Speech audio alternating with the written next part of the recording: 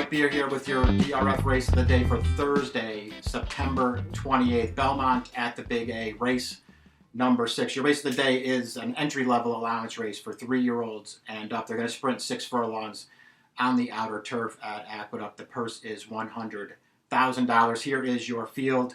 10 horses entered for the turf in this race. Hopefully this race will wind up staying on. A lot of rain in the New York area through the weekend and into the first part of the week. So feels like the turf races could be in jeopardy for Thursday, but we'll see. Hopefully this race will stay on. There are 3 horses drawn to the outside posts who are entered for main track only should this race come off the turf. Kind of a wide open race, though, if it stays on. Certainly feels like an interesting race from a betting perspective if it can stay on. And that might mostly be because you can see there on the entry card, 3 horses comprise the number 1 entry in here. Number 1, Acoustic Ave, the 1A Nota, and the number 1X, Listen to the Music. These horses comprise a 3-horse entry in here. It just feels like has to make them some kind of short price in this race. And man, I'll be honest, I'm not sure that I would be betting any one of these 3 horses on their own. But as an entry, probably feels like they take a ton of money in this race, perhaps go off favored in here.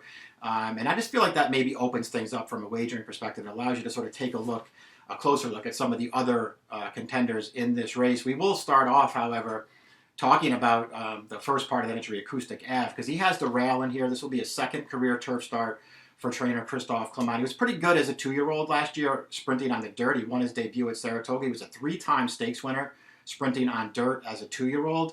He's one of those horses who hasn't, at least to this point, he hasn't taken that step forward from 2 to 3. 3 starts so far as a 3-year-old. Didn't run that well in his first start back from the layoff. They took him up to Finger Lakes for a stakes race there. Only a 5-horse field. He was only 2nd best there. He never really looked like he was going to win that race.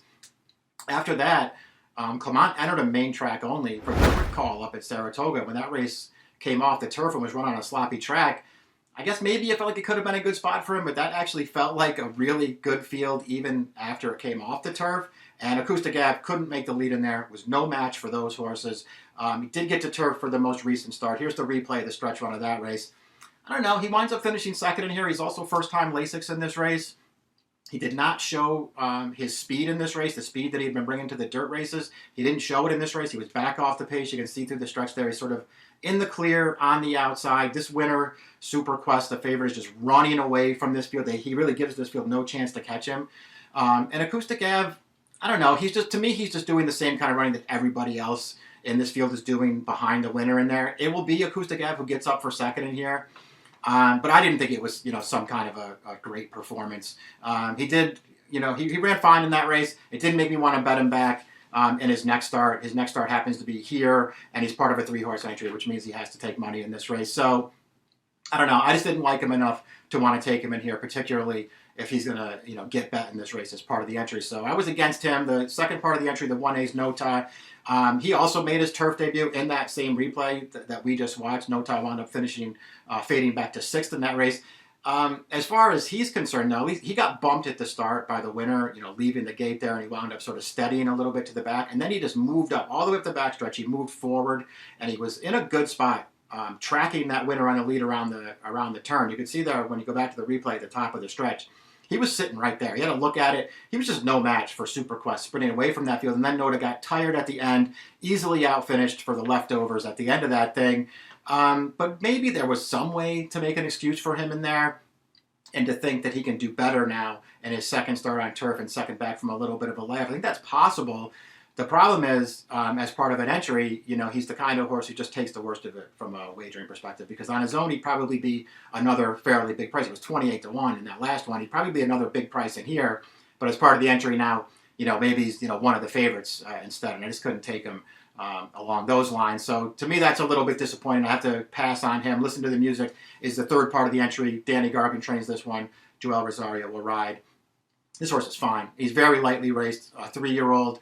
He's coming off of a pretty long layoff, though, in this race. We haven't seen him since January 11th down at Gulfstream Park going 5 furlongs. Here's the replay of the stretch run of that race. He just dominated this field, easily made the lead from the start, never really faced a challenge in here. Irad sent him down at the top of the stretch, and he just, sprinted home. He gave that field no chance behind him. 76 Beyer speed figure is solid. That was first-time Lasix for this horse, and it feels like it maybe made a little bit of a difference. We'll see what he does here. It's a long layoff. There could be some other speed he has to contend with in this race. And again, he's part of that 3-horse entry, so he's not going to be any kind of a great price either. I think this horse maybe has some ability and could have a little bit of a future, but he has a long layoff here. He's going to be a short price, and I just feel like it's not that hard a call to try to take a shot against him in here. The number 2, Loyal Louis. This horse, overall he's fine. He's 4 for 39 lifetime. He's 1 for 11 on the turf. His recent races are actually pretty good. It feels like he's in good form, or at least he was back through the end of July, the last time we saw him. He's just, he has to prove that he can go with these kinds of horses. He also has to prove that he's as good on turf as he is on the all-weather. It feels like that could be the case. I mean, his last couple of turf races aren't terrible performances. So I can see him running fine in this race, and he's going to be some kind of a fair price. I just felt like maybe he would be in a little bit tough against a field like this one. Famous Gent is up next to number 3. This horse is in good form right now. Was claimed for $20,000 back in February by these connections. First 2 starts, they switched him over to turf, going 5 furlongs at Gulfstream. He won both of those races from off the pace. He's now run 3 times in this condition up here in New York. I think he ran well in all of those races. He didn't win any of them, but he ran fine. 2 starts back, he was in against Appraise, going 7 furlongs. He got a great trip in that race. He took a shot at Appraise as that field came into the stretch. He just, wasn't quite good enough. Couldn't get by Appraise. Wound up just getting caught for second at the end. He ran fine in that race. His most recent start up at Saratoga, bad stumble at the start, broke right on his face, wound up way back off the pace in there. And he just ran on through the end of it. He was never a real threat, but he stayed on against a good field. He wound up getting up for 5th. Okay performance. This horse shows up just about every time. He's probably going to be a fair price in this race. I can't say that I love him. I could use him underneath. The number 4 is Son of a Birch, 3-year-old, trained by Tom Morley. There are things to recommend this horse, obviously. He's dropping out of a couple of stakes races.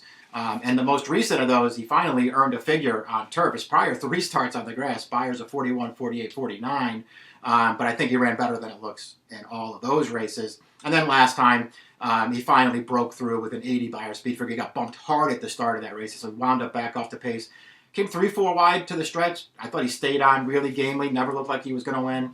Good performance, though, against a really, really good field. And obviously, this is significant class relief for this horse. Again, his prior 3 turf starts don't look great on paper. He did way more running in all of those races than it appears. I think this horse is actually pretty good. And this is a really good spot for him. We'll see how much money he takes. Highly flammable. Up next. And listen, this horse, his form is fine. He's got competitive speed figures. It feels like he has the right running style for this race. He was also in that Acoustic Ave replay that we looked at earlier that was yielding turf for this horse.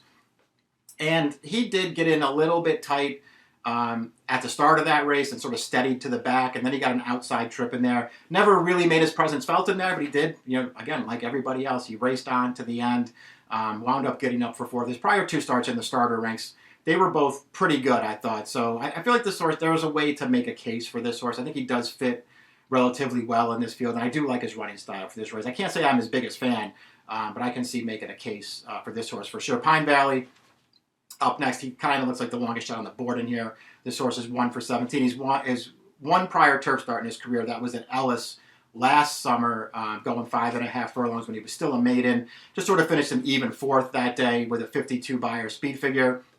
Hasn't run on turf since then. He sort of worked his way down the class ladder. He was claimed for $16,000 3 starts back, and his first 2 starts for this owner-trainer have not gone well. Big prices in both of those races on the dirt. They're going to try to switch him back to turf here and see what happens. He should be a big price in this race. Vocalize up next for trainer Horacio De Paz. This horse he just looks like a contender to me. He doesn't have that one standout fast race on his card. He just shows up and he runs every single time. He spent some time in the claiming ranks too. He runs well in those races. They move him up occasionally to run him in the allowance races. He runs well in those races as well. He just shows up every single time, and I like his versatility. He can get any kind of a trip in his races. I really liked his return from the layoff back in June at Laurel. That was going this 6 furlong distance. It was his first start for De Paz.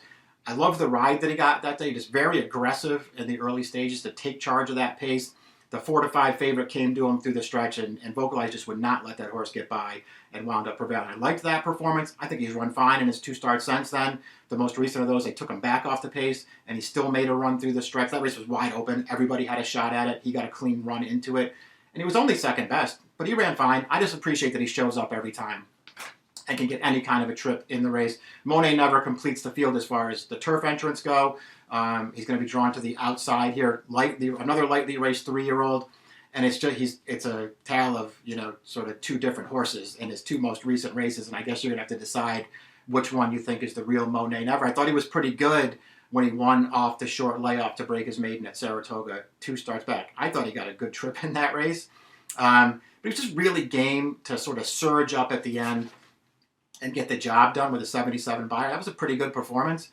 I don't know what happened last time. It was yielding turf. He was in that acoustic Ave race. He just sat on the rail at the back all the way around the track. It seemed like he had a perfectly clean trip to me, and he just never picked his feet up and did no running through the stretch. Maybe there's some kind of an excuse for it. Maybe he just hated the yielding ground, which, if that's the case, that's not going to be great for him, considering if we are on the turf, it's certainly not going to be firm on Thursday. So we'll see how he handles it. I won't knock him too hard in here. I would wait to see what kind of price he is, however, before I decided whether I wanted to use him or not, because I don't like him enough. I don't like any of his races enough to want to take any kind of a short price on him. If he's some kind of a big price, then maybe I'll elect to throw him in there. But I think you have to be concerned about his last race. Either way, the 3 horses on the outside are entered for main track only. If this race comes off, it's probably not going to be nearly as interesting a race, and it does look like the horse on the far outside, Digitize, will probably be pretty tough in this field for trainer Chad Brown and Flappy and Pratt. So we'll see how it plays out. Hopefully it stays on the turf, though. It's your Thursday, the Thursday race of the day. I like the 4 in this race. Put the picks up there. I like Son of a Birch in this race. Maybe he just takes a bunch of money in here because he's dropping out of some stakes races, and he does have a really strong last running line. I just like this horse. I liked him last year. I think he's way better than he looks on paper, and this is a great spot for him. So if it stays on turf, he's the one I want in this race. I want 4-7 in the Thursday race of the day. It's the 6th at the Belmont at the Big A meeting, the approximate post time 3:42 Eastern time. Good luck.